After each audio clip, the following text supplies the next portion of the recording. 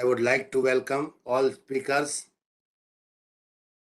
from India, on behalf of India, on behalf of scientific experts from India. We all would like to welcome you experts, senior experts, right from the chair, endocrinologist, professor, sir, everybody. We would like to welcome you with regards from India, and we would like to have your blessings, scientific blessings, that we can be motivated, inspired by your presence, definitely. So first of all, I would like to request Professor Valdis Pīrāgs, endocrinologist and director of International Institute of Indic Studies, University of Latvia, Riga, Latvia. It is really important to mention Professor Madan Thangavelu has appreciated Professor Valdis so much.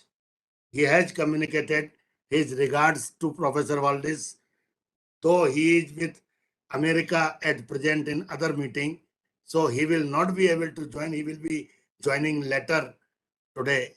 But I would like to communicate my sincere thanks for organizing this webinar. He is my guide, Professor Valdis, in Latvia to conduct this webinar. I would like to welcome him again and would like to request him to bless us with his inspiring and motivational speech. Welcome, Professor. Good evening, everybody, and my humble namaskar to all experts and dignities which are present. And it's a big honor for me to be among you. The main aim of the webinar tonight is to tell you about the successful story of development of Ayurveda and share our vision, how it should proceed, not only in our country, which is a rather small country if you compare with India, but we are really able to create a good role model for the rest of the countries in the European Union we belong to, and also show the example how to collaborate very fruitfully between small country in Europe and the great partners in India. And I have to start with saying that without Dr. Krishna Kumarji, who actually is one of the biggest, who was one of the biggest visionaries I have ever meet in my life. Without his vision and help, we never would proceed to the state which we are currently in.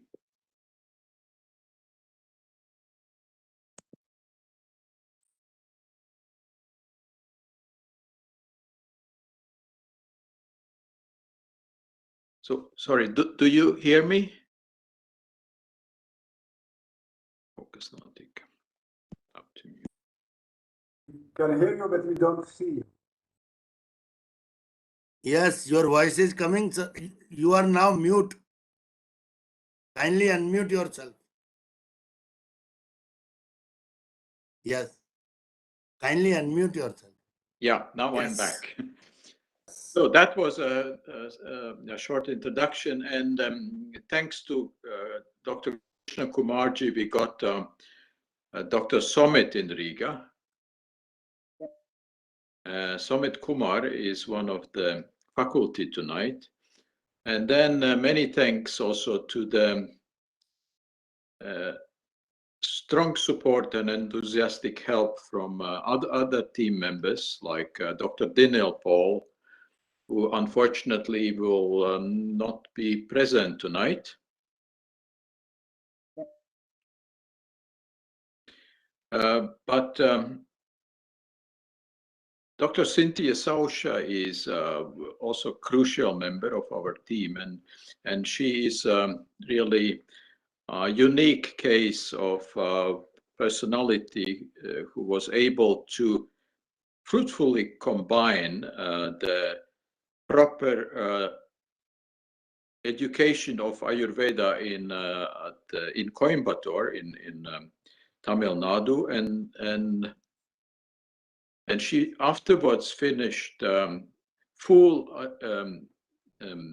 education in allopathic medicine, and recently she got also the certification in endocrinology. So it's admirable. And finally, I want to also stress that in Latvia we are always considering Ayurveda as a part of bigger culture of Indian sciences, and among Indian sciences, of course, yoga is crucial, and therefore I'm very happy to welcome also our yoga teacher, our yoga master, Arnis Silins, who really can contribute a lot in the proper development of Ayurveda, not only in Latvia, but all Europe. And with those introductory words, I want to finish my short speech and give the floor to other speakers.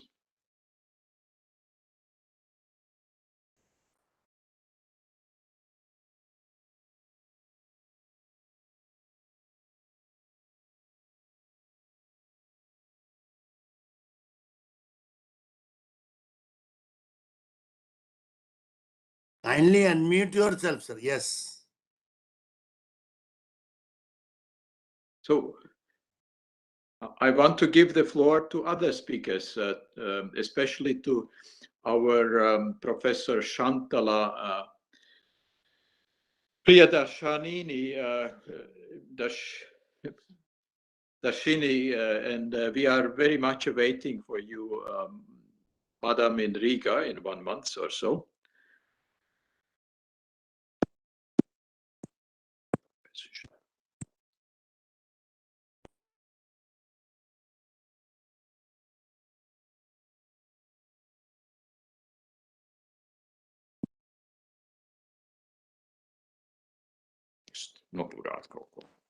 Yes.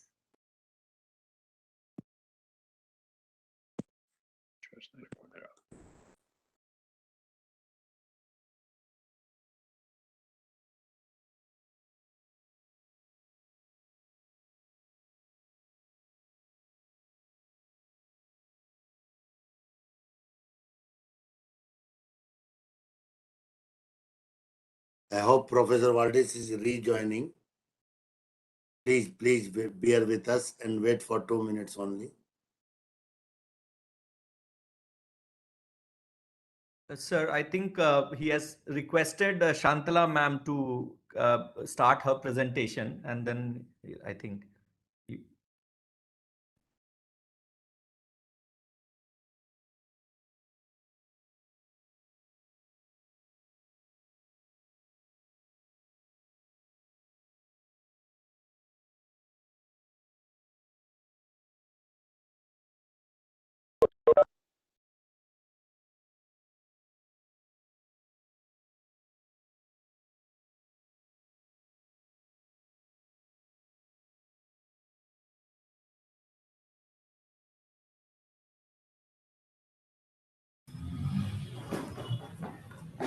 Voice is not coming, sir.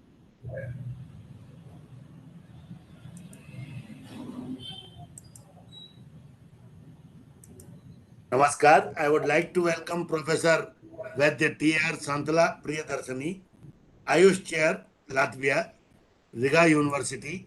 She is MS Ayurveda, MA in Sanskrit, MSc in Technology, Environmental Science. Great, madam. Great. We are really impressed with your skills and expertise. She is retired Joint Director, Ayush Training Center, Government of Karnataka, retired professor and head Government Ayurvedic Medical College, and she is affiliated to, she was affiliated to Rajiv Gandhi University of Health Sciences, Bangalore. Arogya Bharati, India's National Coordinator, National Executive Member, Chief Consultant at Dr. Vijay's Ayurveda Research and Treatment Center, first band, that is in Mysore. So I would like to welcome Dr. Shantala Madam on Ayurveda, artistic way of living with scientific foundation. That is her favorite topic. And today she will be enlightening us on Ayush mission in Riga. Welcome, madam. Welcome. Stage Thank is you very yours. much, sir. Thanks for the kind introduction. Can you please share my presentations, or do I Right, share madam. it from this side? Sure.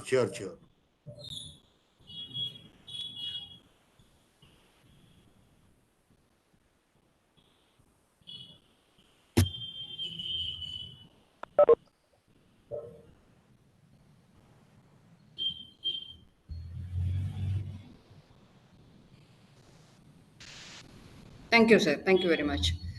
So, at the outset, let me say a few words like the precise meaning that I want to convey. Sarve bhavantu sukhinah, sarve santu niramayah, sarve bhadrani pashyantu, ma kaschid dukkha bhag bhavet. This is the sole aim of having Ayush or Ayurveda chairs all over the world.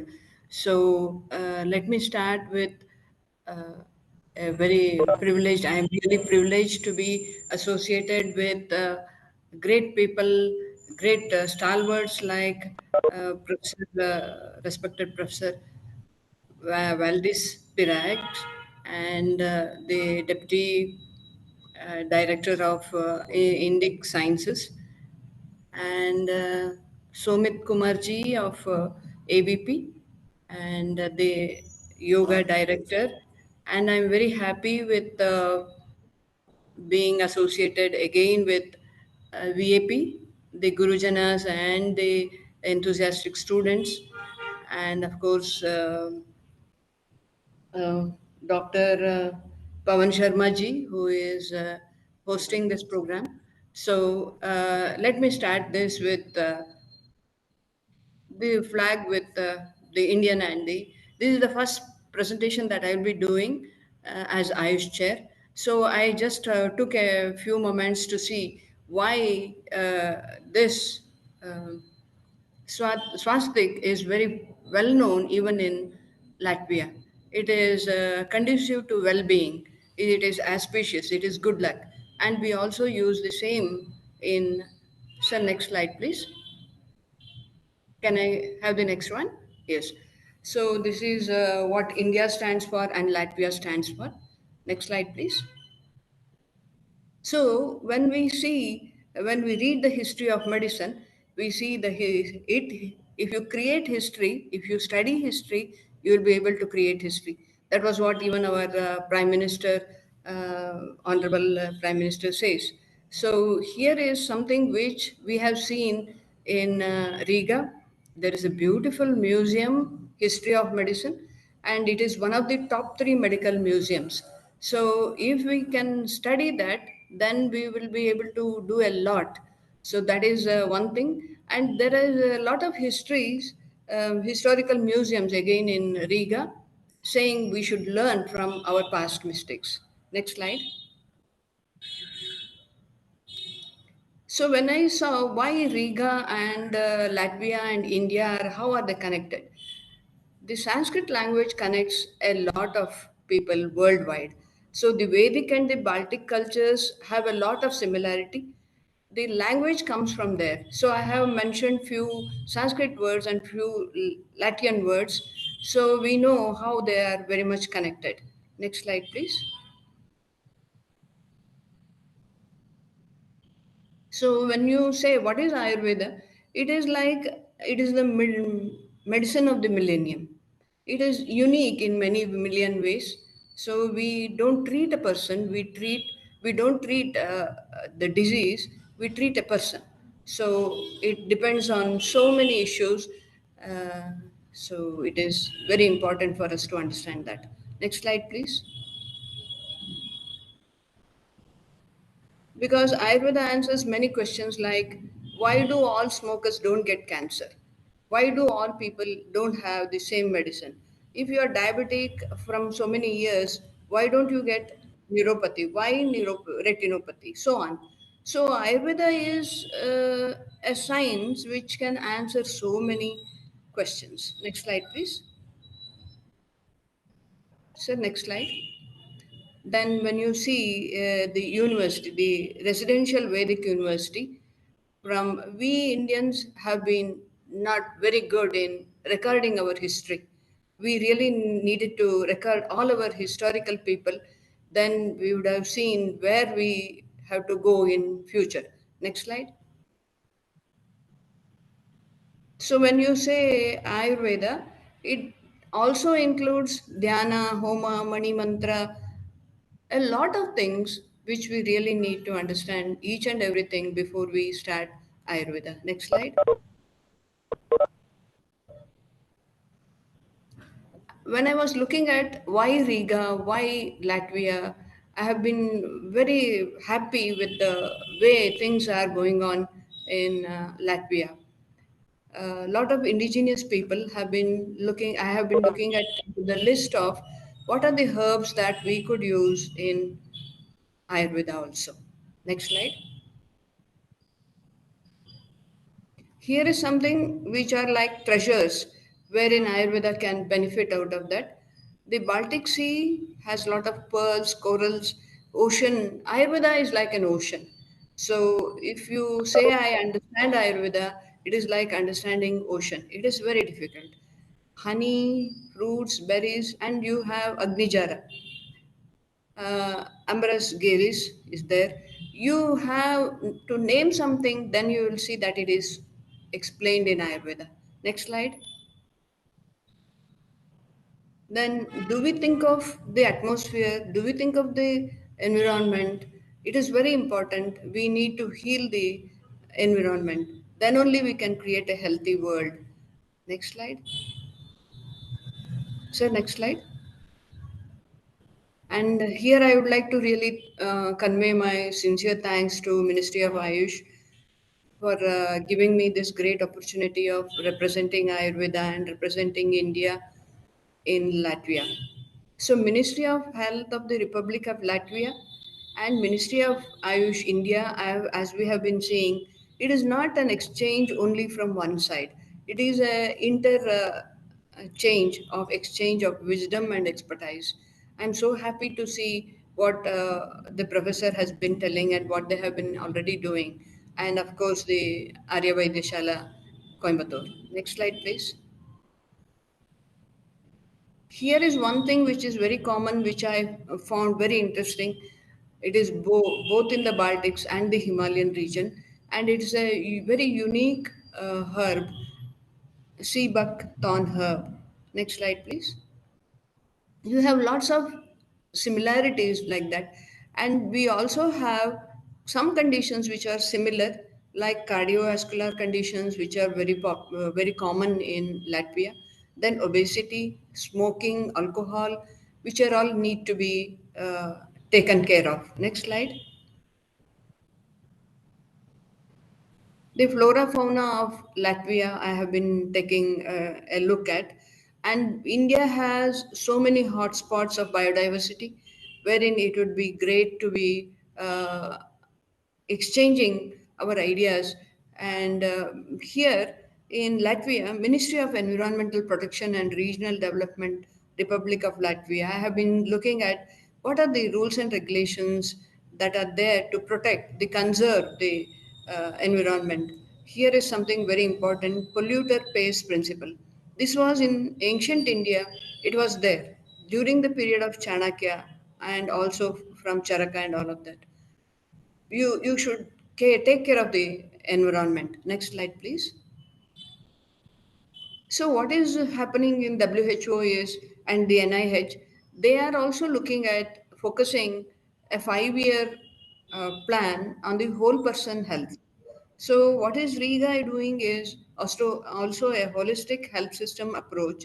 The WHO country, the WHO office in Latvia, 1991. So we are thinking of accessible, affordable, assured safety.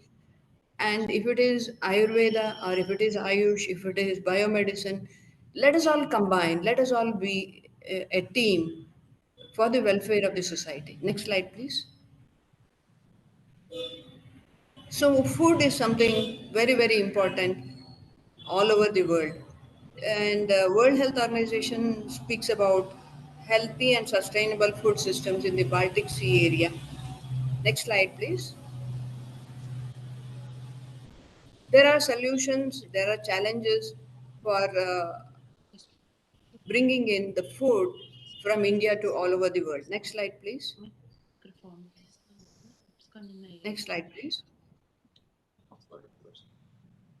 So the many Ayurveda chairs that have already been doing very well, as in Latvia, University of Russia, of course, Professor Asmita Vele from Hungary. We have so many models which we could take over and do much more. Next slide, please.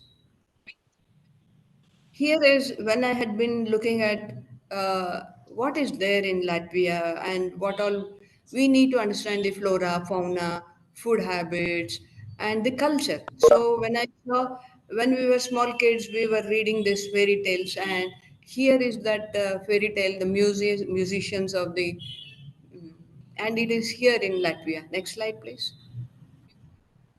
So here is something wherein it's an ocean of opportunities. Why is it ocean of opportunities? Is already we have Somitji, we have the yoga experts, we have Professor and the Deputy Director, all of them on to endocrinology. Endocrinology and immunology together is something which we really need to take a good care into. Next slide, please. So, what is it that we really want to do is the Indo Latvian Ayush team. So, it should become a one world family. So, in Latvia, Valdis, a thanks. So, thank you for giving me such a great opportunity to share my words. Next slide, please. Thanks a lot.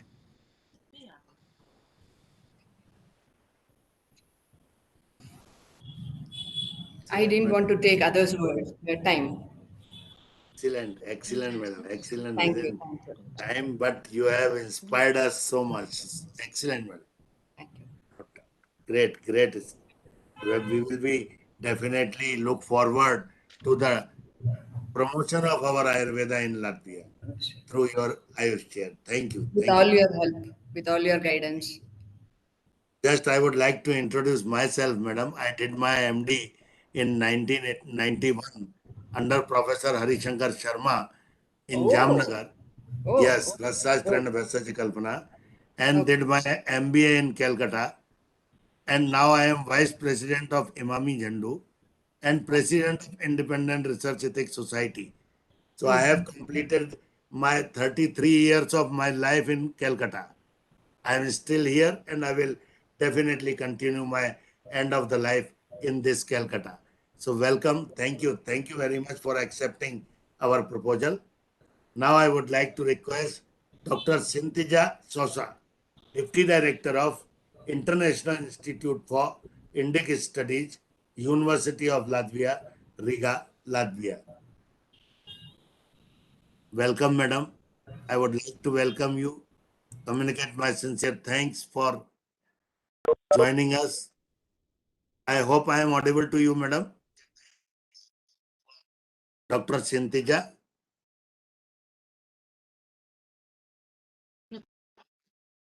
I have my co-host Dr. Jayesh Thakkar with me. He is also dynamic young entrepreneur who has established here Jay Ayurveda in Kolkata.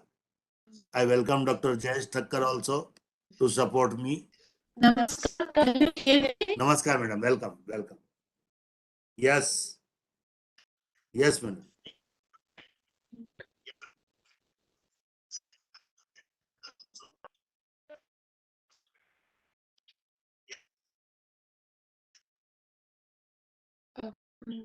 Can you hear me?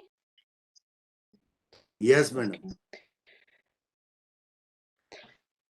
Namaskar. Oh, can you hear me?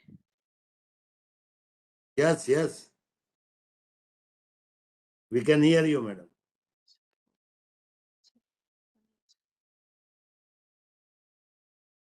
Okay. Yeah. Okay. Uh, so I will not take much of your time because there are many, many excellent speakers still ahead.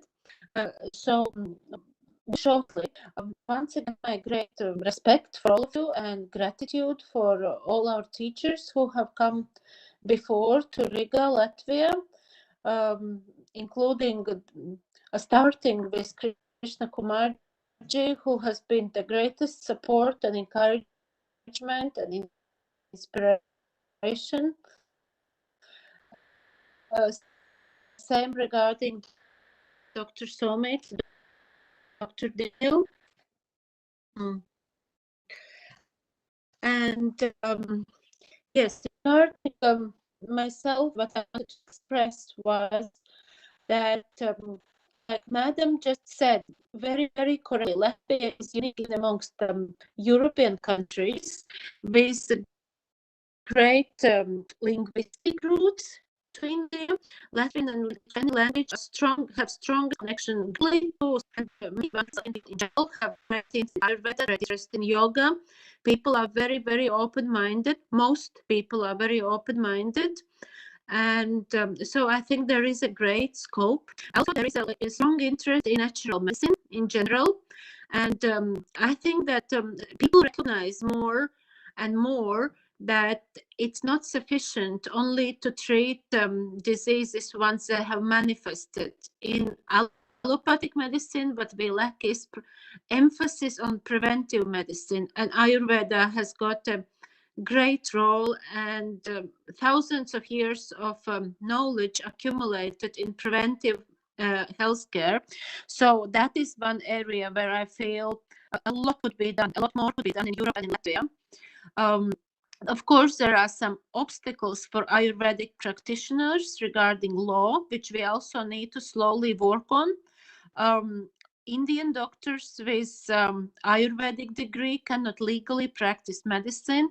That has been a struggle for many years in European countries. Currently in Latvia, there is legislation that people who have allopathic degree, that was one reason why I went to study allopathic medicine. So one needs to have allopathic degree in order to be allowed to practice as a doctor. But one can teach about lifestyle, one can teach about so many other aspects of Ayurveda. And yes, one aspect which I feel is problematic in most of European countries, in Latvia also, there are many practitioners who don't really have a strong education neither in medicine nor in Ayurveda, and they have given a sort of a not so positive name to Ayurveda in Latvia. So we need to work on changing that, because all the allopathic community is more or less divided in two strong camps.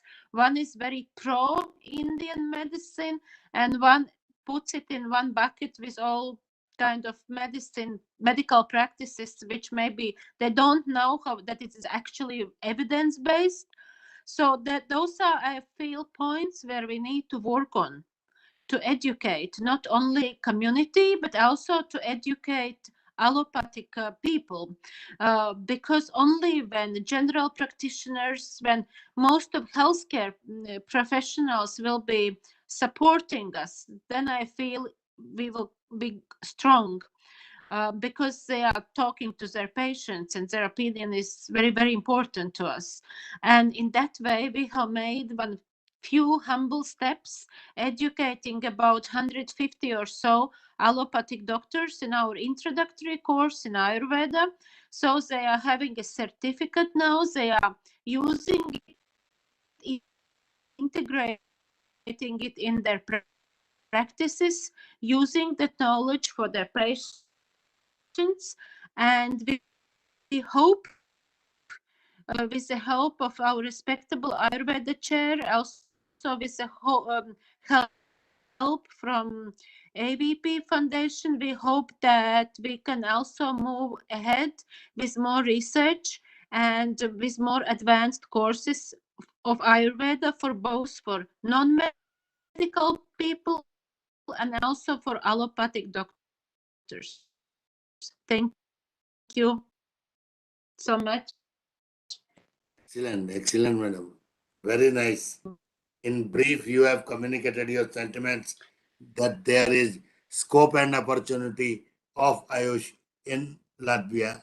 Thank you, thank you, thank you very much. Now I would like to request Dr. Somit Kumar. He is Director, AVP Research Foundation, Riga, Latvia. Welcome, welcome, Dr. Somit Kumar. Welcome. Thank you, sir, and pranams to all Gurujans here. Am I audible, sir? Okay, so I'll just try to share the screen. Hope I'll be able to do that.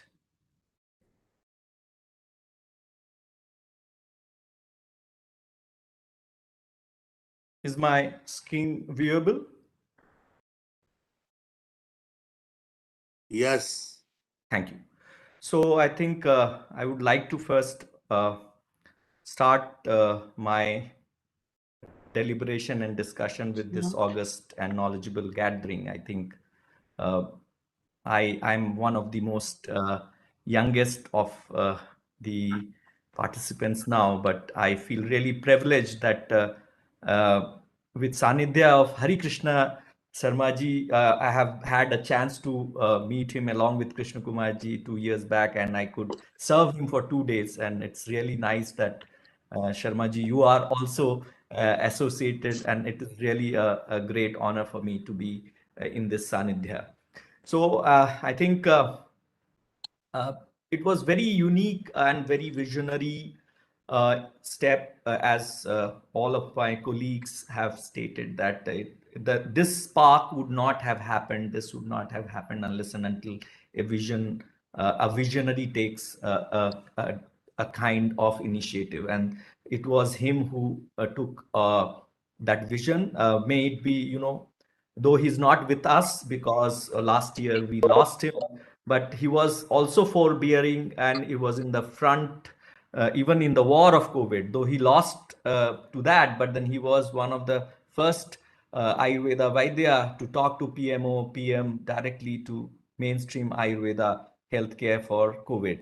So with his inspiration, we took this challenge of mainstreaming Ayurveda in Europe, not as a just an initiative of a business. So business was never the priority for Krishna Kumarji for associating in Europe, and Riga was a very unique experiment of his whole initiative.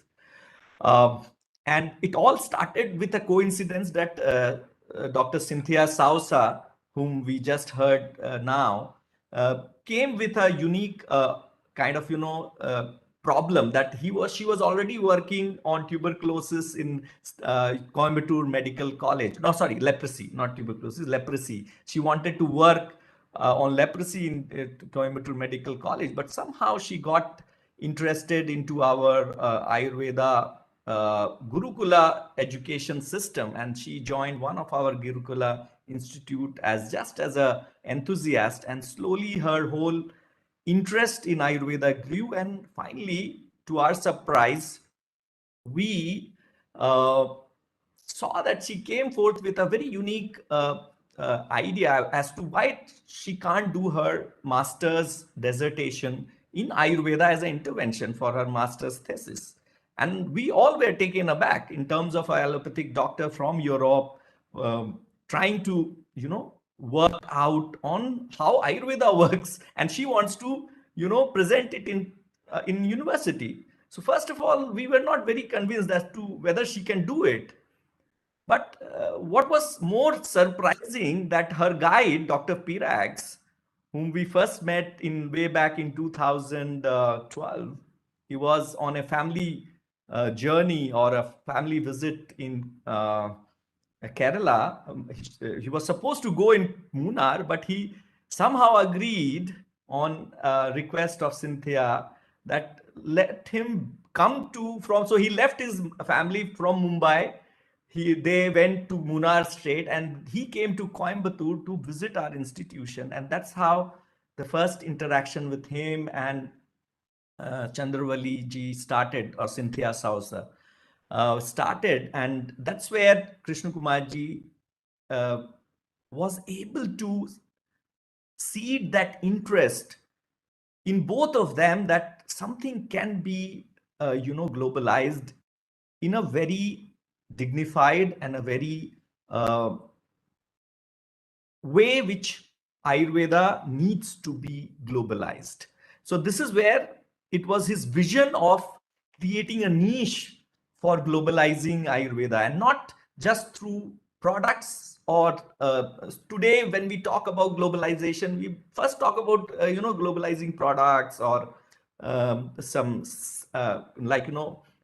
services. But what he wanted to do was first to initiate that whether we can help Cynthia to work with her master's thesis. And that's how I got associated with Cynthia and Dr. Pīrāgs, helping her to get patients for her diabetes study, where we did a placebo-controlled, a very small pilot placebo-controlled prospective crossover design.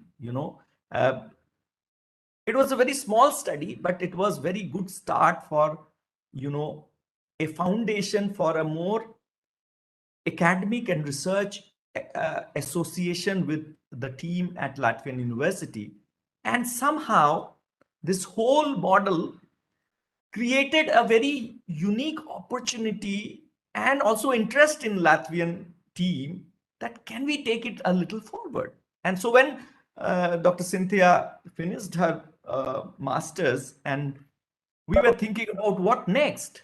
So Dr. Pīrāgs and Cynthia came out with this, that can we start a course on Ayurveda, because a course in Ayurveda would have been a very interesting subject for us to first understand what is the interest, because through different sources, Cynthia or Dr. Pīrāgs was convinced that there is enough interest in Ayurveda in Latvia, because there were more than 100 yoga centers already running in Latvia even before we were thinking of running course in Ayurveda.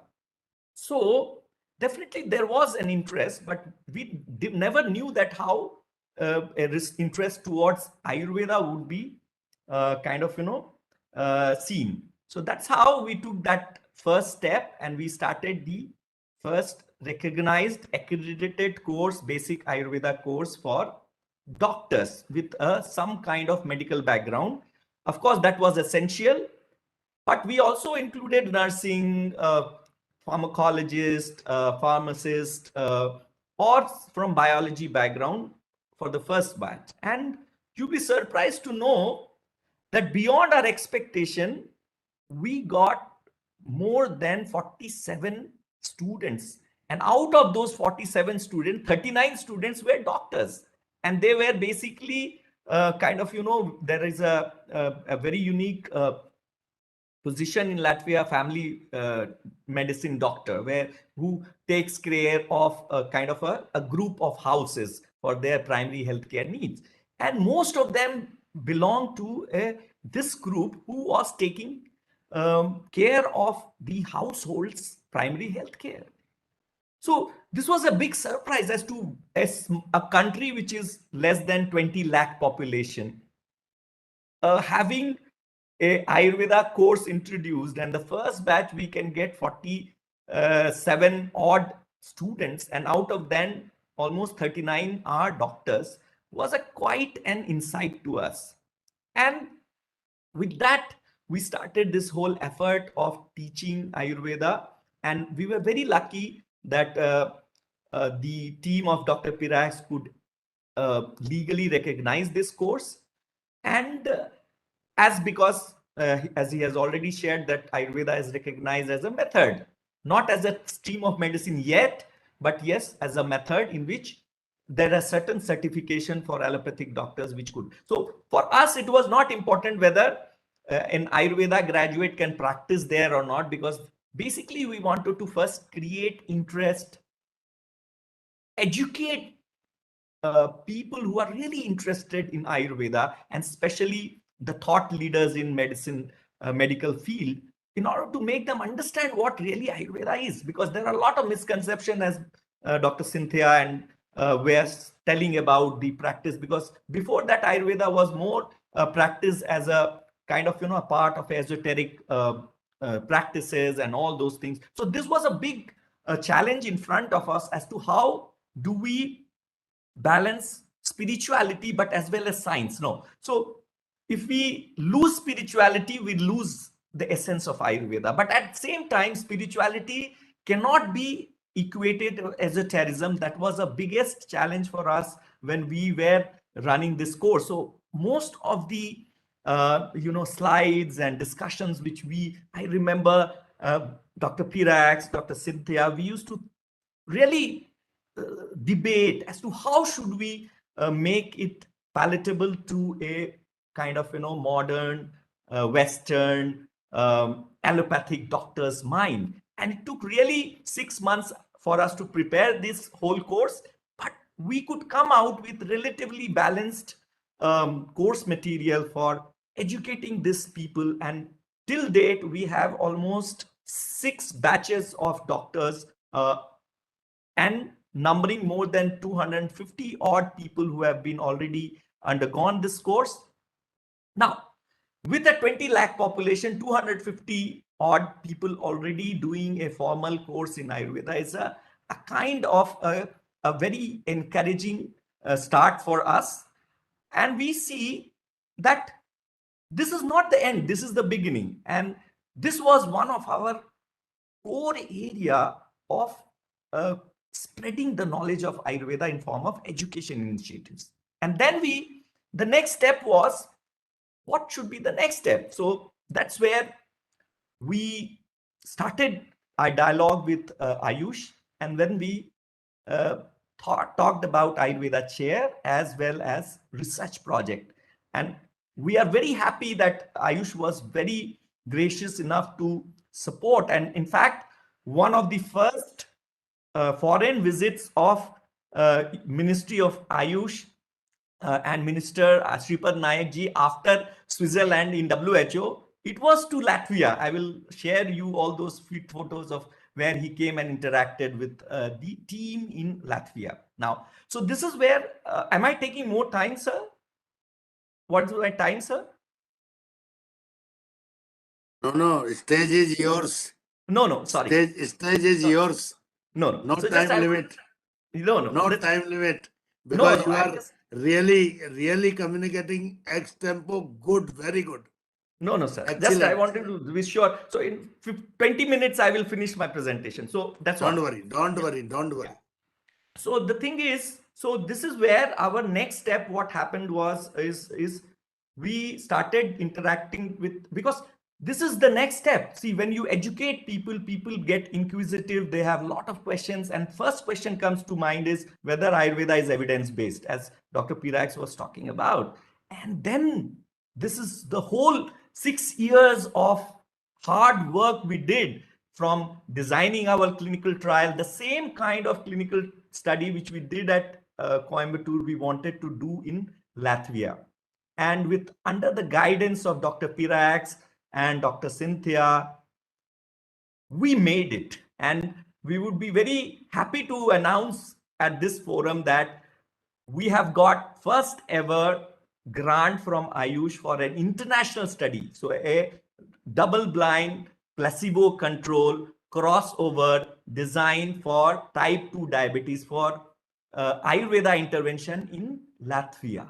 So this is one thing what was, and we know Dr. Pīrāgs and Sintija Sauša spending their own money coming to Delhi for several rounds of discussion on all these study designs, only with a very intention that can we mainstream Ayurveda evidence-based Ayurveda, a scientific Ayurveda, which does not loses the essence of spirituality, can it be mainstreamed as a holistic medicine? And we have, we can't say that we have succeeded, but we have gone to first step to make it possible, and we have signed the agreement, and with COVID situation easing, we would soon start that. And we are very happy that Dr. Shantala ma'am has joined us, and under her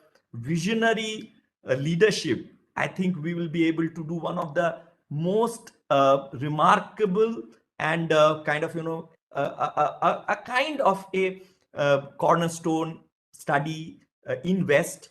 And I hope this research project will come out with good and honest results. So this is very important. The third part of our whole initiative was clinic. Of course, as Dr. Sintija has talked about, that Ayurveda doctors cannot practice as a doctors there except as a lifestyle counselor, but still there are a lot of legal issues. We accept, and we have been very realistic about it. But what we wanted to create a model was, can there will be integrative consultation where an allopathic doctor and an Ayurveda doctor can sit together and start giving the care integrated way. Now, this is partially we have been able to attain it, and we still want to upscale this whole model where till the legal issues and regulatory issues are adhered to. But what we need to see, that there are a lot of opportunities. Challenges will always be there, but opportunities are great. And what we have been seeing, that as Dr. Shantala was talking about, Seabug thorn, and I would like to share my experiences. In fact, I have brought the Seabug thorn from Latvia to India, and we have started making a nasal drop out of it. With Seabug thorn, with a combination which we have made with the Agastya, with Agastya, we have one more combination from Charak Samhita for penisum, and we made Seabug thorn. You will be surprised, we have been using even for COVID prevention. So what I'm saying is, it is not just that what India can give to Latvia, but also there are a lot of things which Latvia can give to us. For example, Meda and Mahameda. I've never seen growing such a wild way what I saw it in Latvian plains. Meda, Mahameda grows like anything. Or for example, Coptistita, Mamira, we only find up in Himalayas and all. They are found very easily there. Or for example, also there are a lot of, like Acroris calmus, ma'am has very well told that it is there. You'll be surprised, Acroris calmus was used for even Bhut Vidya there. So there are a lot of local traditional knowledge system which we have been able to tap, and we have found out a lot of similarities. For example, I was surprised, Gopittam, Gorochana was used in tuberculosis treatment in Latvia.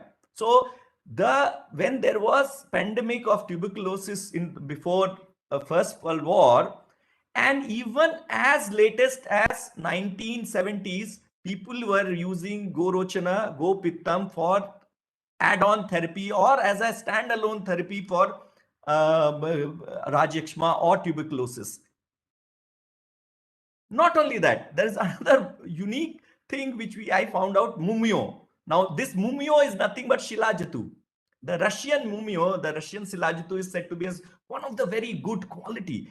And this Russian Mumio is vehemently practiced throughout the North Europe as an excellent anti-aging or anti-cancer medicine. So, or even you talk about civet cat semen. This is again used in these countries where Jangama Dravyas were used as in Ayurveda, and ambergris, of course, Amber ma'am has talked about. So there were a lot of similarities of the health traditions which we were trying to have been able to mainstream, and it made our life more easier. When we are teaching people, we don't have to only teach what is Triphala, because Triphala was already most vehemently used herb in Latvia. You know, anybody knows Triphala more than what Indians can know.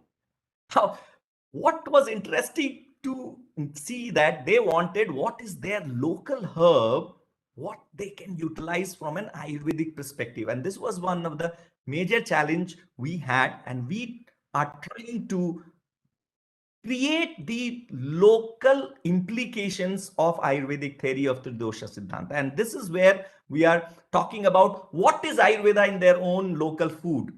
You'll be surprised. It is a very common practice to use sauerkraut, like our pickles. Amla rasa pradhana, fermented food in the winter season. See, Ritucharya, we have amla should be taken, lavana should be taken, and madhura should be taken in, because it is basically Hemant and Shishir Rutu, almost 6 months a year. You see, most of the time, a majority of the food and diet lifestyle there follows the whole principles of Ayurveda. So when we started telling them that, see, Ayurveda is not about just Indian food or Indian herb, it is about a thought process which is global in nature and local in application. So the Vata Pitta Kapha Siddhanta, or all these theories, are basically the rules. The application has to be localized, and that is where people find resonance with their thought process. Another very unique culture which or practice which we found from the Vedic culture was, in Latvia, people still practice pre-Christian culture. That means before Christianization, they used to, worship what? Sun, wind, then rock, then fire. Now, this is nothing but, and the space, this, they make a special like Havan Kunda in the midsummer night festival. If Shantala ma'am will be seeing some of them, it is just like they will make a Havan Kunda, they will make a kind of a squarish kind of thing from some herbs, and then they will burn fire, they will put 9 herbs into it, and then they will pray till the sunset, because that day sunset is almost in the midnight, because that's the longest day on the their earth. Now these all kinds, and then they pray for their family, they pray for their whole community. So all these practices are quite so similar to the Vedic thought process, and that is where it makes us so included into their thought process, so that it never been, I've been thinking that Ayurveda is alien to that thought process. And that's why we became, even we have now so many associates in Finland or Estonia or Lithuania, Norway, Sweden, Netherlands, Germany, Slovakia, Slovenia. And you will be surprised that the same course what we are doing in Latvian University is now getting replicated in Slovenia under Latvian University agents. In Slovakia, we are going to start, and in Istanbul, we are teaching. Now, what is very unique is that people are really interested in this science. The only challenge is, are we ready to take this as owners? Because one person, one institution can't do everything. So there has to be a concerted effort. And we have been seeing that, Erasmus, there is a Erasmus training exchange program where they,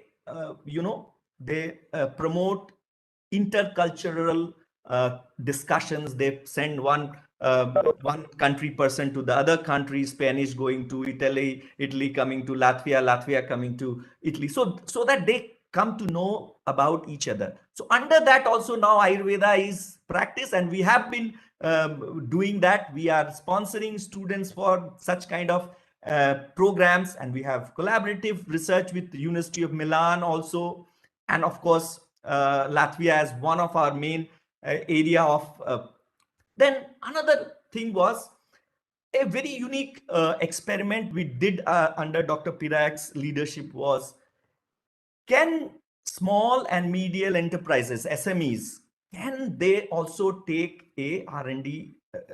So AVP Baltics is a small and medium enterprises registered in Baltics. And so we did a collaborative research project under this. So there, European Union funded the whole project, and that too on Jatyadi Thailam, on chronic wound healing, so diabetic wound healing. We have some challenges. So we were allowed to first take fibroblasts from the patients, then we grow in the cell. And under his vision, we did this project and we published it just last month under his visionary leadership, Dr. Pīrāgs and his team. We published this, and the whole team is here. Worked for so many, almost 3 years of hard work. We have been able to publish first research article on effect of Jatyadi combination on the in vitro, of course, because still for doing a clinical study, we because it was as a drug, so we have to do a preclinical study, then only we will be able to do a clinical study. So we hope this will be another project in future we'll be able to do clinically. We are extremely thankful for both the Ministry of Ayush, I was telling you, and the team at Latvian University. And as you can see, the first ever ministry delegation visiting Latvia in 2000, I think 14 or 16, I think it was. And then we were able to host them into our small center. And see, what we did was in COVID, like, we have an association with Krishna temple in Latvia. What we were doing was how simple herbs, spices, if they include into their diet, can help them to, prevent or any kind of, so it is a preventive and promotive herbs and spices. And we put all these because almost 200 people come to eat vegetarian food. You'll be surprised that there is a strong movement in West where they want to be vegetarian or vegan. So there's a lot of interest about natural herbs and spices used for their own week. And throughout the COVID period and still now, these posters are there, and the leaflets, information readers about that is there to look into. And this, we made a small antivirus mixture. You'll be surprised, Andrographis paniculata, which a lot of research is going on, and we have also done a research on it. We made this mixture from Andrographis, curcuma, that is turmeric, and then ginger, which is one of the forefront in also we know ARDS. Ginger is having a very, we made this, and you'll be surprised, in first month it said 250 packets went into Latvia, and till now we don't know what is the count, but it's going, people are using this as a preventive medicine. So on conclusion, what I need to state that there is a strong opportunity in not only Latvia but whole Europe for that perspective, for education, research, service, and products, of course. But thing is, what we need to do is properly strategize, collaborate, and then communicate our views. Thank you so much for the opportunity. Excellent, Dr. Somit. Excellent. Really nice. Very nice. Scientifically presented and well with more excellent sentiment communicated. No doubt. Great. Thank you, Very sir. nice. Thank you. Very nice. It is really surprised to know that Meda and Mahameda are available in plenty there. Number one, Gorochan and Amber, as Madam Shantala communicated that Gorochan, you communicated Gorochan, she communicated Amber. These are not visible here in our India. I hope maximum number of students have not seen this even. Original Gorochan and original Amber. So really great to communicate. Really excellent to know that Meda and Mahameda are available in plenty there. Number one, Gorochan I would like to welcome Dr. Harish Verma ji. Kindly unmute yourself, sir. From Canada, Dr. Harish Verma ji, President, Ayurveda Association, Canada. Kindly unmute yourself, sir. Harish Verma ji, kindly unmute, sir. Your voice is not coming.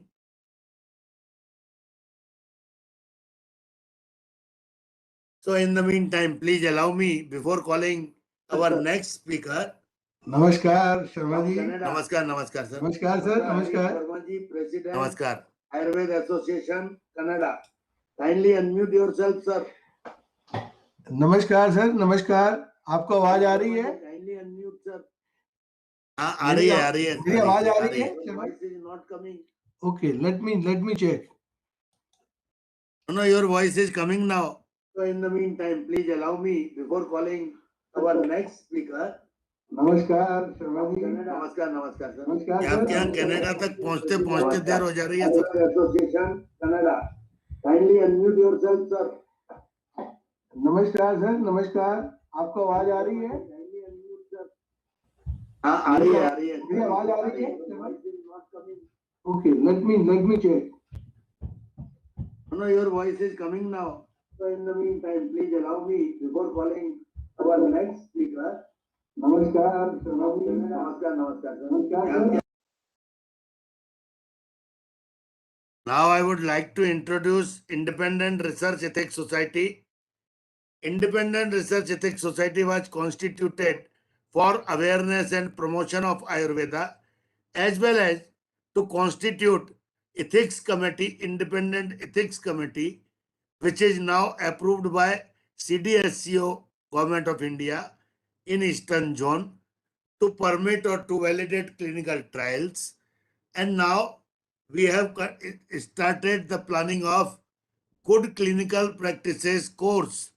That Good Clinical Practices course will be for 6 months, and for executives, for researchers, because that is not them in India. I don't hope there is any international standard, ICH GCP, WHO GCP, CCRAS GCP, all comprehensive course we are planning, and it will be started with December. Now next, I would like to communicate, I would like to share with August Gentry the future 5 days events in this Durga Puja. So on 10th, on 8th, first of all on 8th, World Sight Day is there. We are celebrating every day with Ayurveda or Ayush. So on 227th webinar, our 227th webinar will be on 8th October from 4 p.m. IST with Unani and Ayurveda experts. They will guide us for best eye care. Everybody is generally from Shalakya eye department. So please join on that day. Then next webinar on 10th, World Mental Health Day is there. So Ayush is famous for best mental health care, maybe by yoga, maybe through medicines, but we have a treasure of medicines like Brahmi, Shankpushpi, Jyotismati, Vacha, Jatamansi, every etc. List of medicines, herbs are there. They are complete Ayush, Ayurveda, Unani, homeopathy, yoga.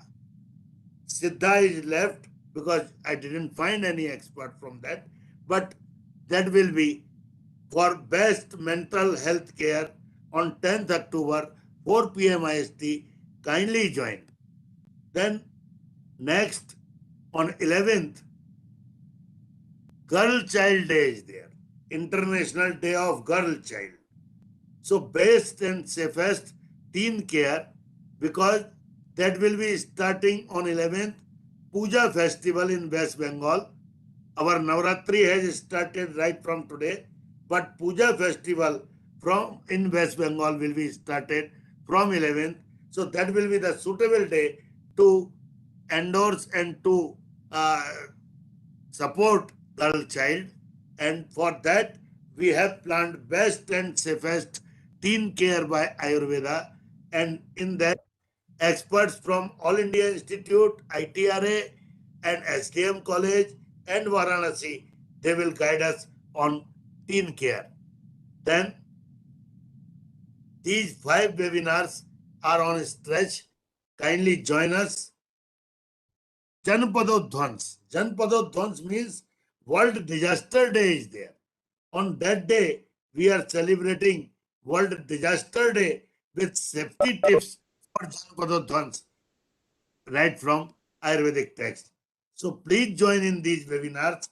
All are aimed with holy aim of knowledge sharing, creating positivity and knowledge exchange between two countries or two experts of Ayurveda. Now I would like to request Dr. Arnis. Dr. Arnis is with us. He is yoga teacher, yoga education program developer in Latvian School of Yoga, Riga, Latvia. I would like to welcome Dr. Arnis for his motivational speech. Then I will request Dr. Harish Vermaji from Canada, and then our Indian experts are there. But before that, after Anis, I would like to request Dr. Valdis, because his lecture is incomplete, and without Dr. Valdis, this event cannot be conducted.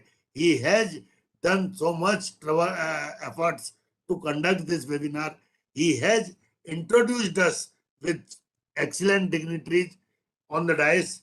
So welcome, Dr. Anis. Welcome.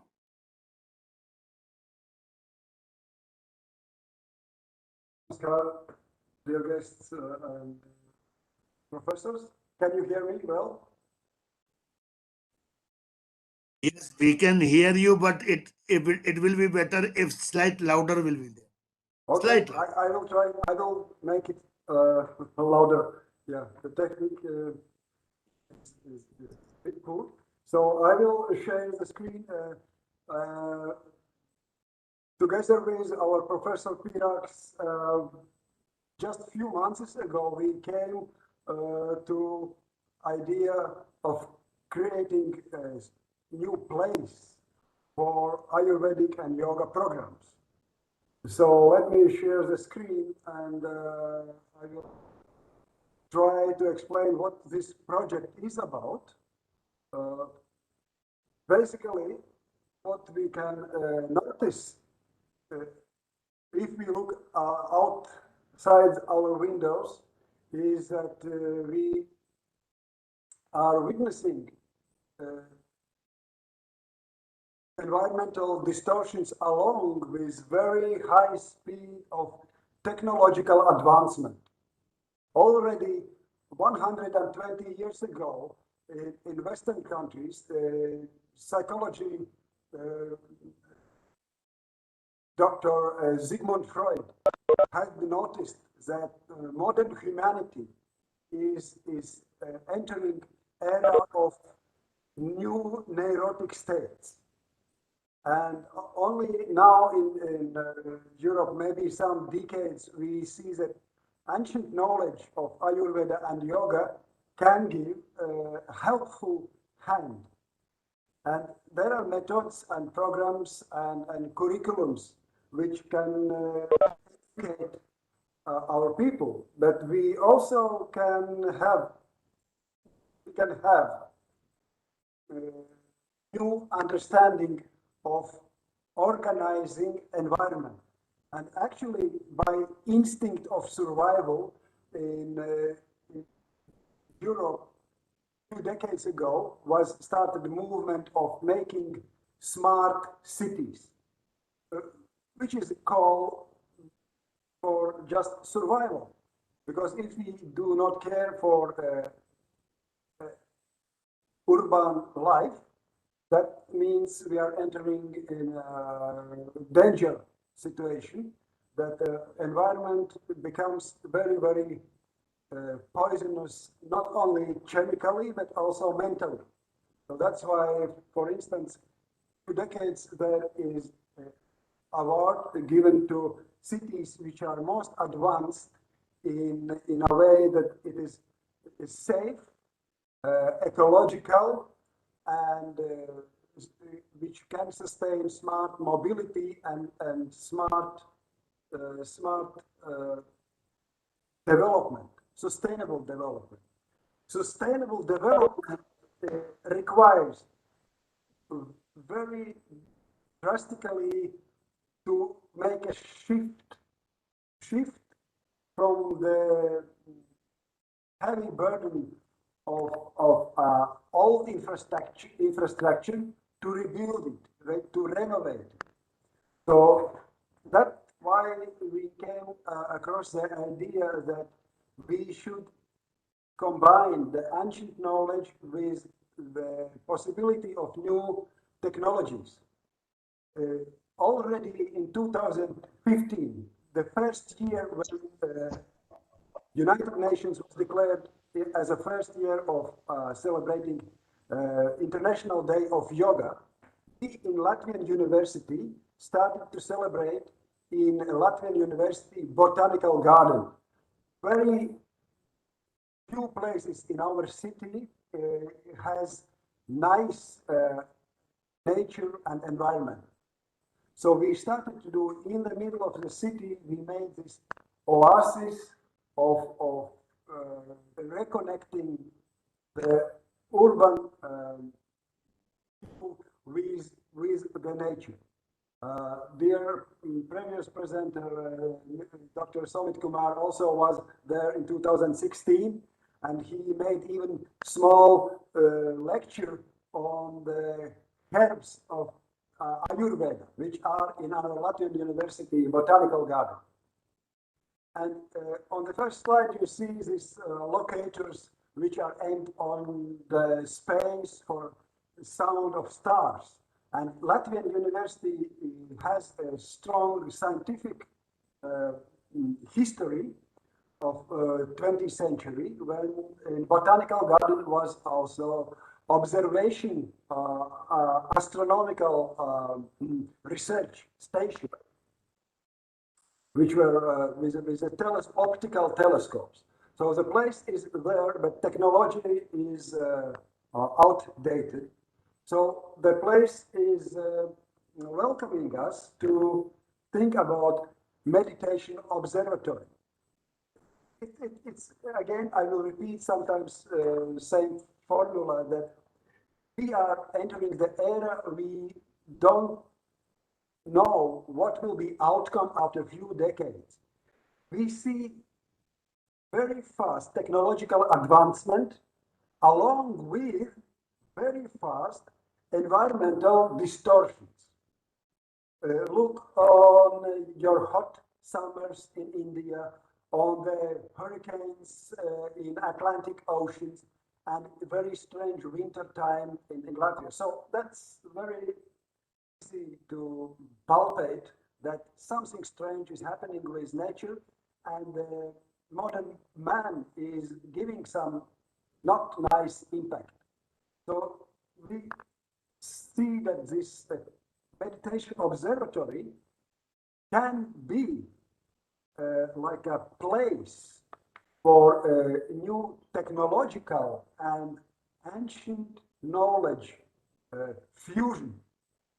There I have a small picture of, probably you are all familiar with great temple of Tanjore, which is very famous in all world.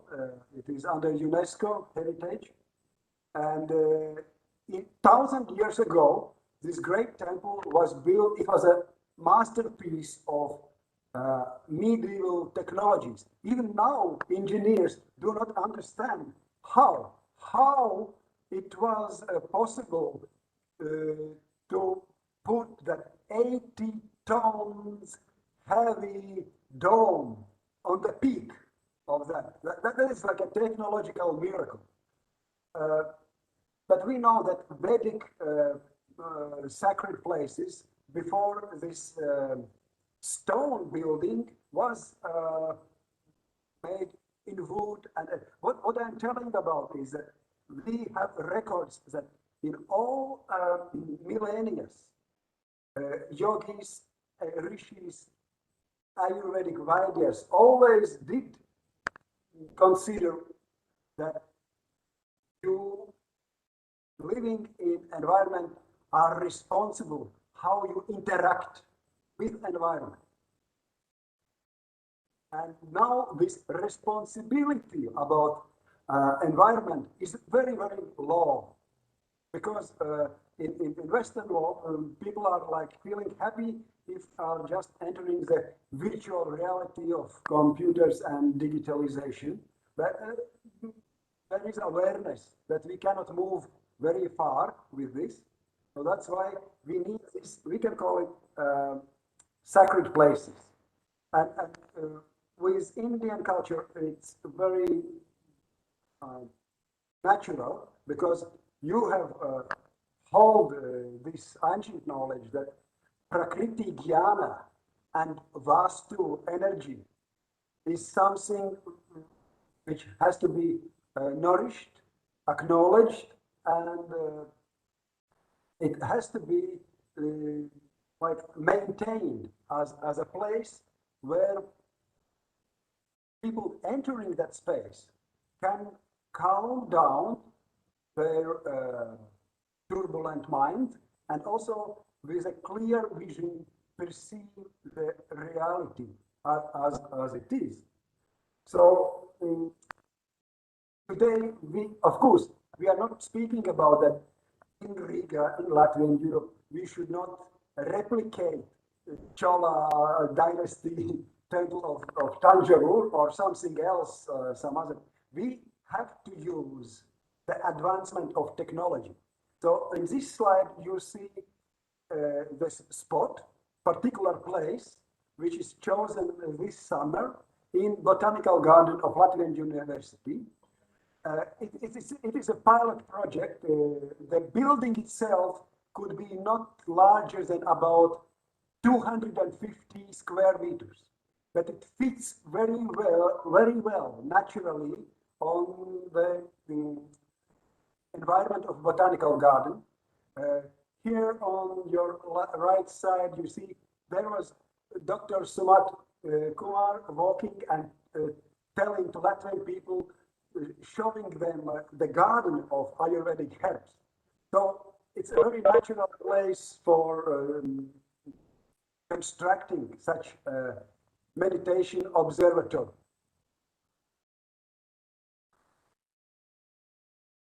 So this is just the map. You see, we have a very advanced urbanistic life with a lot of traffic and heavy air pollution. And in the middle of the city, there is this 70 hectares of gardens. And the dark blue spot you see here is this project place of meditation observatory to be built in next few years. So now we are in the phase of initiating. So I'm repeating that we need these special places, and there is a deficit of places when people in neurotic states are suffering from this distorted perception of reality. So we need not only practices, but we need also a special construction place which facilitates, on one hand, calming down aggravated mind, and on the other hand, build up awareness about the reality as a Atma Jnana. And this process, in a way, is like a building bridge, the bridge between ancient knowledge and modern technological advancement. And in this picture, it was a reality. I saw it in just 3 weeks ago on 4th of September. There was a beautiful rainbow. This is a Riga city. Dr. Shantala you will see soon this beautiful, beautiful sea, Riga city panorama. And the Rainbow Bridge is an imaginary thing. It's optical. We can say pragmatically, it's optical illusion. But people are fascinated by this appearance of nature, and there is some value in it. So when we make the bridge of our imagination and the vision, how we should survive and how we should make our future better place, we should take it combined with our rational and pragmatic mind. And that's not easy task because every day we are in the under the heavy pressure of just survival, and that is one of the cause why we are on the collective scale. We are quite neurotic people, not only in Latvia, but in all places where are cities. Urbanistic neurosis is one of the indicators that the future of humanity is in danger.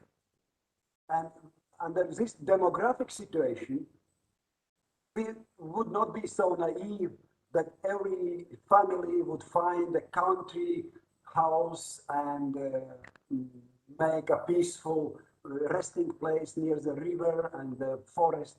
So we have to make the city, the urbanistic lifestyle, we have to make it harmonious. So that's why we need to make this meditation observatories within the pressure of urbanistic rhythms. And this is like a building bridge of our sacredness, of our Atma Jnana and Ahamkara, of our daily economical survival. And it's not a naive dream we see all around the world that such projects are taking place, but these are like small oases in a big desert of ignorant industries which are not paying respect to Mother Nature, to Prakriti, which are poisoning our rivers, poisoning our forests, and we have to make quite an effort to grow those oases of knowledge and respect to nature, to make them larger within the urbanistic culture. And that's why we have to integrate that technological advancement, which is actually people are very excited about it. The most attended faculties in universities, of course, are technological and computer sciences. And we can combine this knowledge because young generation already feels that something is wrong with modern industrial and urbanistic lifestyles.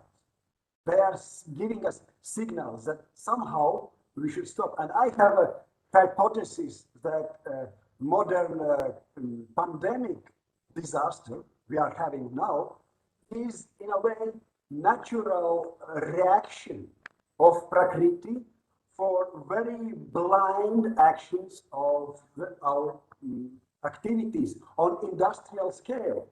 So we are now under the pressure to slow down our social activity, and we have to be more attentive. Social distancing. Now we are communicating via computers, and this for these last 2 years. Now we feel it more organic than it was 5 years ago, when for me to teach yoga class via this digital means was very challenging, and I was avoiding that. Now the situation made me became more friendly with these gadgets, with cameras and internet, and so who created this technology? That is a human creation, and we can see some state of art, some new knowledge, new skills, which can actually expand our harmonious advancement into the future.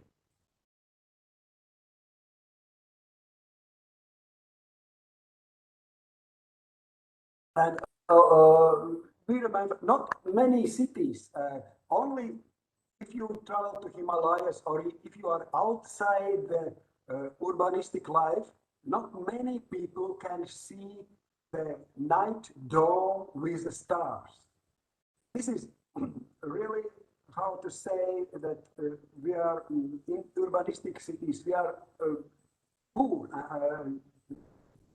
We can be very driving good cars and eating expensive food, but we don't see with our physical eyes where we are living in the cosmos, in Akash. They are limited. So that's why at least these astronomical meditations are also is a tool of reconnecting. And only a few cities in Europe and in the world have this astronomical planetariums. So that is also one of the way how we can reconnect with cosmic nature, with Mahashakti. So the goal is for such meditation observatory to make natural the balance of urbanistic lifestyle, which consists of many elements: physical, social, psychological, economic, and environment, and that is constructing our well-being. So this well-being, it does not come on the first call. It is the same like in Ayurveda. You have to balance Mahapanchabhutas. You have to take about 3 dosha and 3 guna. Without this, the harmony is not coming.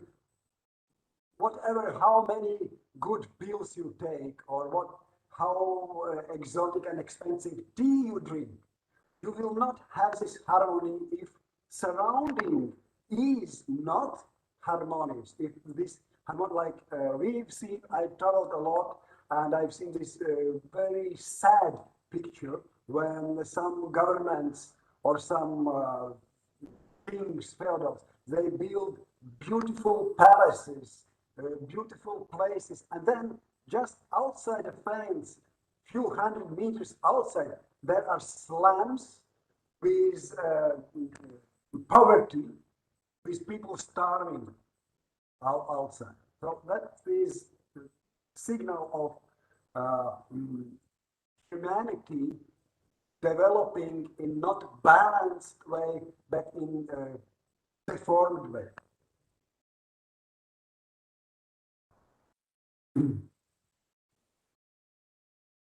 So that means that we should take care about all our senses, about all our indriyas, how we perceive each other as a persona, as a natural beings. And we have to document and we have to research why ancient techniques of meditation practices were effective. What can be taken out of this in the modern humanity? And that is not only chemical influence, but it also influence of sound, because people now speak about pollution, not only that chemically environment is polluted, we speak about sound pollution, acoustic pollution, and we speak about pollution which comes from unsmart, not clever mobility. Like some people are building country houses, working hard in their city careers, and then spending many hours and a lot of money to travel every weekend out of the city to build some country house, and they fool themselves that they will have a peace and harmony just resting few hours in that country house and then running back on the next week with a heavy traffic and entering the unharmonious urban lifestyle. And it's also a practice of that when we give our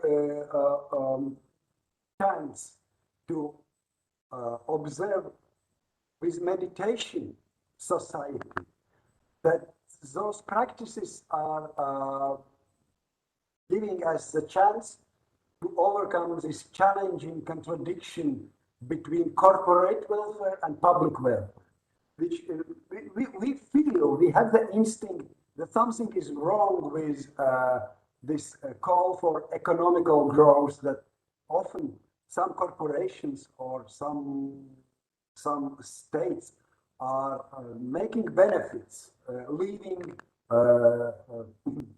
other places sucked out of natural resources.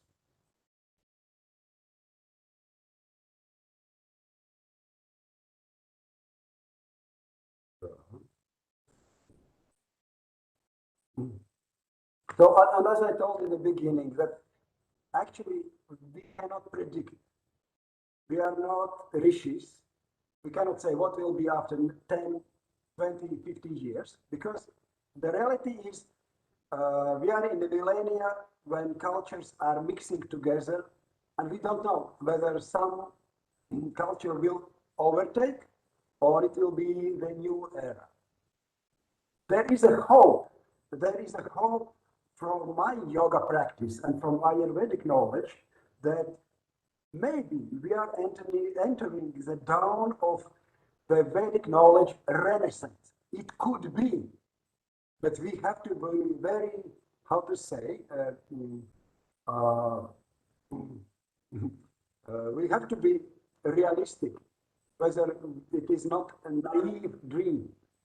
But the Vedic knowledge can have renaissance not only in India, but it can have a renaissance globally. But it will mean a very challenging reshaping of traditional application. Application should be very, very unique and authentic according to new technological advancement and new social structures. We know that today demographic situation is far different than it was 5,000 years ago. This demographic situation has provoked this pandemic when humanity is entering such ecological niche where human food never stepped before. So we have this experience and we have evidence that this new knowledge should nourish and comfort also our emotional and rational processing of the surrounding environment. And we know for Latvia it's very different than in India. We have a good, nice, comfortable nature. We have only 3-4 months a year. So the rest of the year, about 8 months we have cold, rain, and 4 months of the year we have heavy snow. But even then, in the historical time, people were connected with nature. So we have to accept that the colors of nature change beautifully in every season, whether it rains or it snows, whether it's windy or it is calm. So the question is how to observe the change of the climate within. And we have answered that. We have answered in the old ancient Vedic knowledge. But it has to, this knowledge, in a way, has to be reshaped for new situation. And then this will bring emotional balance, emotional intelligence, because it will be connected with Atma Jnana, with self-awareness. And then when it is irrigated by blossoming, colorful, emotional consciousness, it evolves into more compassion. Compassionate mind is really deficit in modern world, because we are struggling for survival and for resources, and we are missing out the compassion not only for our fellow beings, humans, but for other beings as well. And that's why the Ayurvedic knowledge, it comes into the play of reminding us how human recreation cycle depends with smart interaction with natural forces. So that's why in meditation observatory, their health and recreation is supported by Ayurveda learning programs and yoga practices. Environment is improved by scientific conferences and research projects. Education of society is provided by workshops for general public of yoga and Ayurveda. And sustaining and improving the quality not only of botanical garden, which is a pilot project, but of humanistic gardens.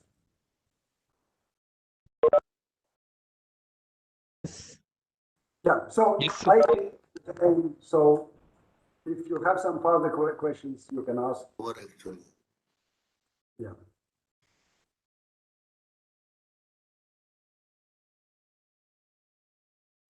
So thank you for your attention. And if you have some questions, you can ask.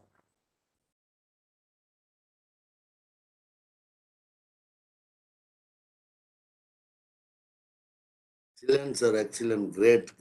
Nice. Means that is a unique concept of observatory. Really, it should be planned in India also. We hope that, yes, great concept, no doubt. Great concept, sir. So I would like to request Harish Verma ji, who was trying to share something from Canada. He has their school also, association president also. Excellent, doctor. Excellent, sir.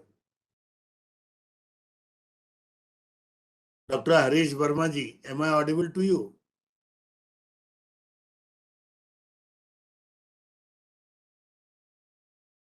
Dr. Harish Verma ji.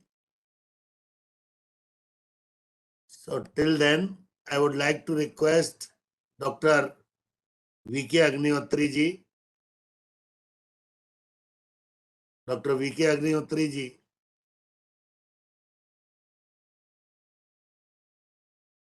Am I audible, Dr. Jayesh? sir, you're audible. Yes, sir, you're audible. Dr. Harish I was Verma, sir, confused that am said I Dr. audible or not. Agnihotri, I think network issue is there. No, I am getting. Yeah, Dr. Agnihotri sir is online. Yes, sir. Swagatam. Dr. Agnihotri ji is a professor, Uttarakhand University, Haridwar. Excellent. So, welcome, sir. Good evening to all of you. I was very keenly listening the great speakers of today's. It was a galaxy of the scholars throughout the universe, I should say. First of all, being the first day of Navratra, with no delay, we would like to greet to all of our friends, national and international, on the occasion of Navratra. Since Dr. Pawan Sharma is coming from Dakshin Kali, Calcutta, and from Northeast, our Vishnu Prasad Sharma sir from Guwahati, from Kamakhya's High Center is always with us. We are also here from Mansa Devi, Chandi Devi, and Maya Devi Peeth. So may Goddess Durga shower her blessings to all universe for the greater cause of the health and happiness to the mankind. Let us have the say preview over the today's presentation. Of course, I am deeply pleased and say moved that Madam Lalita is so learned, Madam. MSc, MS Sanskrit, apart from the medical degrees, and she very briefly and very commendingly informed all the things to us. So in this way, since I am sitting in our the DT site, so I would like to have some important things. The last person I could not hear observatory matter, though it is here. But what I found that Dr. Somit Kumar, he presented in such a great manner regarding the availability of our knowledge of Ayurveda there in their country. It makes something so sound that in India, right from our independence, Sir Rajendra Prasad to Pandit Nehru till now, they were all talked very proudly about Ayurveda. I have gone through the Sachit Ayurveda and Ayurveda Vikas magazines printed way back in 1947 to till date. Ayurvedic चिकित्सा पद्धति बहुत अच्छी है, सर्व सुलभ है, सभी जनमानस के लिए सुरक्षित है, सब कुछ है, but they could not develop the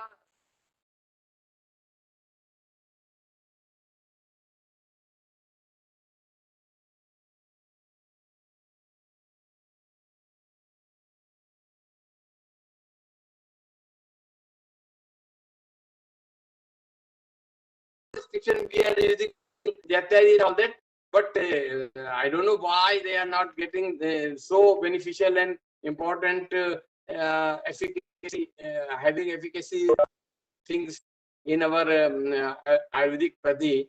So I think they are making a lot. It is simply a revalidation. If I say that Sanjivani is good, Sanjivani is declared as a say diabetic and Jorag medicine, but if any doctor gives it and the fever is down, it means it is just getting it verified its action. So is all the things, but it is surprising to us, and it is very good that Meda Mahaveda is available in abundance there in that country. So, and again for Gorocha and Ambar, these all things are to be preserved there in their country and can be imported if the both governments allow it. And so so many yogas which are not being prepared because of the lack of these preparations, these ingredients can be made in India. So there should be a MOS with all these things to make a interaction and interconnection, interrelationship with our pathy and their pathy, with all the efficacy of our doctors which are working in Canada, in Latvia, and all that. So it's a very sound, a very good session today's evening. Thank you all for giving me this opportunity to share my views to all of you. Thank you. Thank you. I would like to request Dr. Valdis, Professor Valdis, sir, because his lecture was incomplete. So before going to Dr. Akhilesh, Dr. Vishnu, sir, I would like to request Dr. Valdis Pīrāgs. Dr. Valdis, sir. Welcome, sir. This webinar is due to your efforts only, sir. Please bless us forever. Kindly unmute yourself. Yes, yes. Now you are unmuted. Yeah, thank you, Sharma ji. Sorry, but I cannot deliver the lecture tonight because it will take another hour. But if you will invite me, then of course I will prepare myself for the more proper lecture next time, because I saw my duty to introduce you to my team and to our next Ayurveda chair, Professor Shantala. And I think everybody had the impression what the great vision do we have in our country, and that the future of Ayurveda and both education and research is extremely promising and bright, I should say. And I will do all all my best, what is in my powers to continue this vision of Dr. Krishna Kumarji, which actually gave this momentum, and I think we will create something which we all will be proud. And yes, that is all what I want to say. And thank you all of you for participation, and Dr. Sharma ji for the initiative to do this webinar on Ayurveda scope and practice in Latvia. I hope you enjoyed it. Really greatly enjoyed, sir. Not only enjoyed, inspired, because we have found treasure of our extended medicine in your country, sir. Really great. So many extended items like Gorochan, Amber, and then this Meda, Mahameda, we are unable to see here in India, sir. Your skill, your expertise, your knowledge, your interest towards Ayurveda, as well as medicines available in Latvia, definitely all are for our inspiration, and it will inspire us for long. Definitely, I would like to invite you again, sir. Please bless us like today, and if possible, please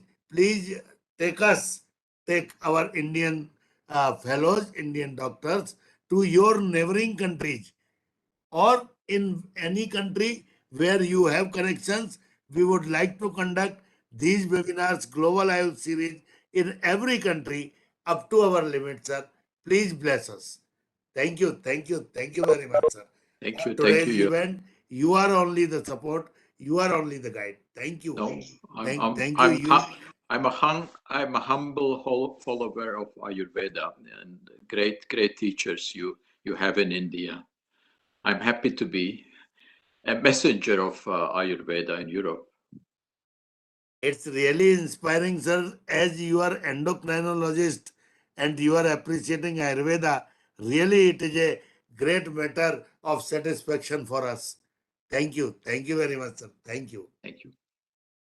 So now I would like to request, is there anyone, any question? Dr. Jayesh, please ask if any question is there.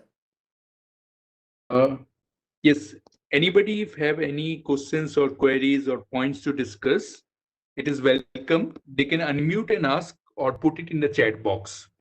We are getting very good comments in YouTube channel also. And there have been a point raised in the chat box also that how could Ayurveda doctors in India can associate or attach with the 150 trained allopathy doctors for promoting the practice and research further. Dr. Akhilesh Sharma sir has asked this question.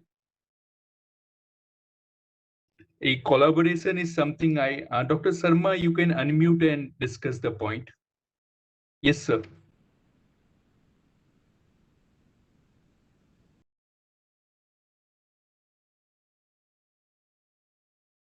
Hello, am I audible, sir? Yes, sir, it's audible.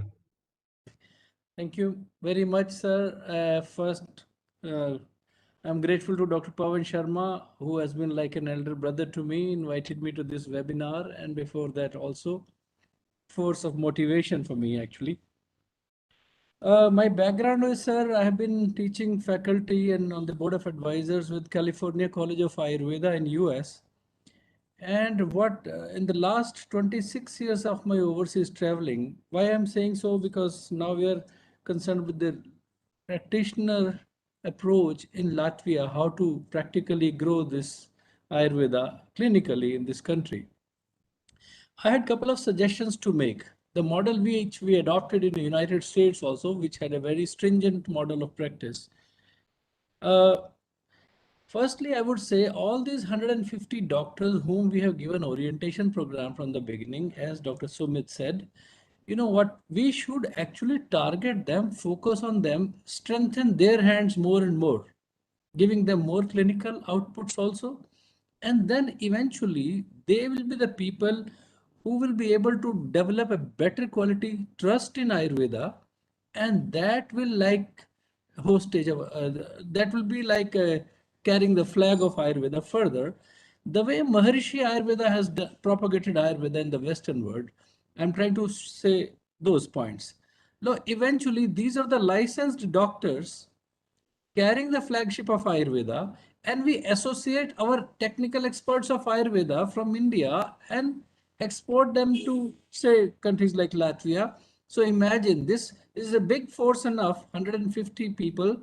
We want to give them a continuous medical education, strengthen their hands, and they will take the knowledge further, and under their license, that can be used as an umbrella and associate the other Ayurvedic doctors with them.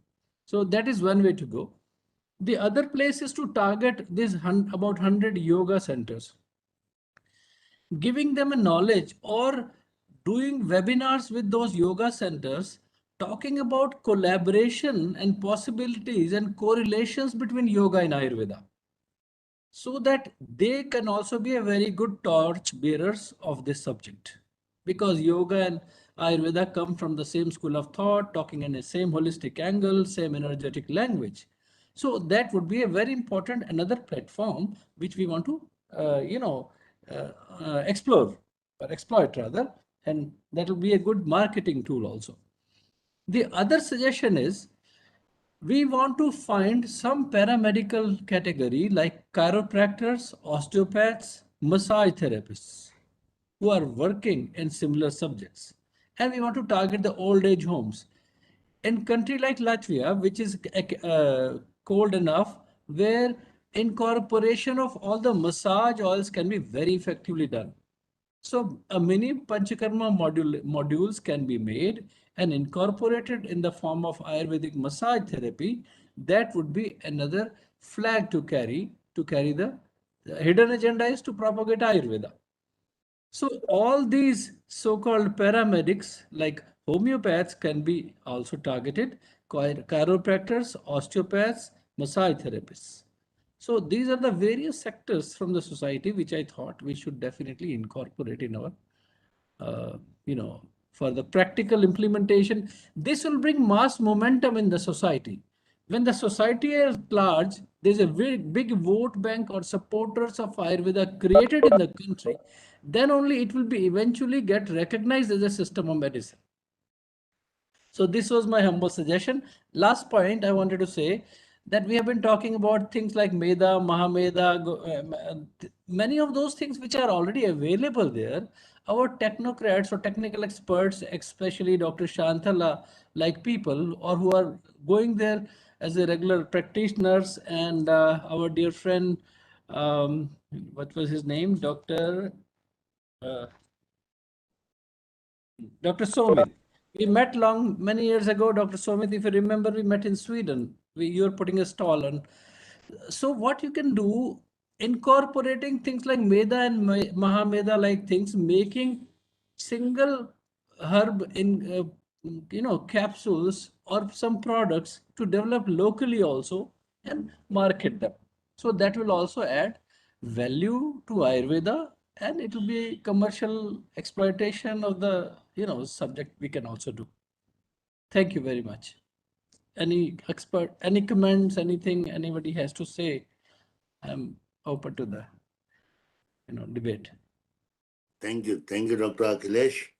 Now I would like to request, I hope any question is there. For concluding remarks, I would like to request our Dr. Vishnu Prasad Sharma ji from Assam, the northeast part of India. He is the head of Vishwa Ayurveda Parishad, Northeast and Assam, and he was the principal of Government Ayurvedic College, Guwahati. He is professor of Ayurvedic College in Guwahati. He is blessing us for every day. So I would like to request him, as a guardian, I welcome him, Dr. Vishnu Prasad. Yes. Okay, thank you. Namaskar to everybody. Wish you happy Navaratri to all the members. respected Dr. Akhilesh Sharma, respected Professor V.K. Agnihotriji, Dr. Harish Barma, respected Dr. Pawan Kr Sharma, dear audience speaker and learned audience. It was a pleasure listening to such a insightful talk on practice Ayurveda, scope of practice Ayurveda at Latvia.